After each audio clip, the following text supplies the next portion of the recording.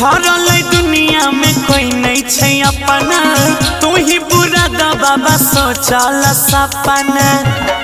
बाबा भरल दुनिया में कोई नहीं छे अपना, तू ही पूरा द बाबा सोचल सपना।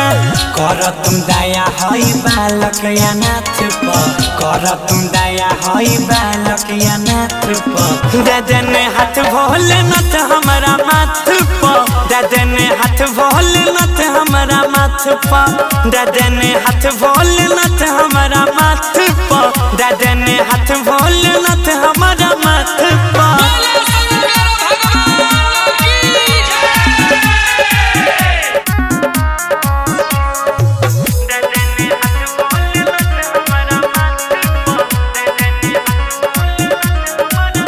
बाबा नामी छ तू, जग के स्वामी छ तू, कष्ट बुझा हमारे अंतर्यामी छ तू।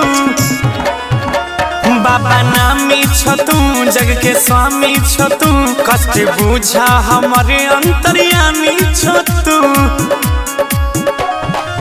टिकल छियै हम तोरे पूजा पाठ पर, टिकल छियै हम तोरे पूजा पाठ पर। दे हाथ भोलेनाथ हमारा माथ पर, दे हाथ भोलेनाथ हमारा माथ पर, दे हाथ भोलेनाथ हमारा माथ पर, दे हाथ भोलेनाथ हमारा माथ पर। प्रेम से बोलो शिव शंकर भगवान की।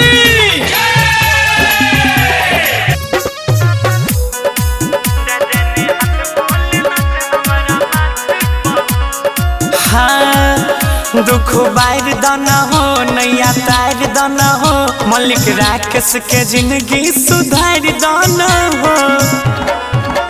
दुख बार दाना हो, नैया तार दाना हो, गौरव अजय के जिंदगी सुधार दाना हो। ध्यान दहो बादल गगन के बात पर, ध्यान दहो बादल गगन के बात पर। दे हाथ भोलेनाथ हमारा माथ पर, दे हाथ भोलेनाथ हमारा माथ पर, दे हाथ भोलेनाथ हमारा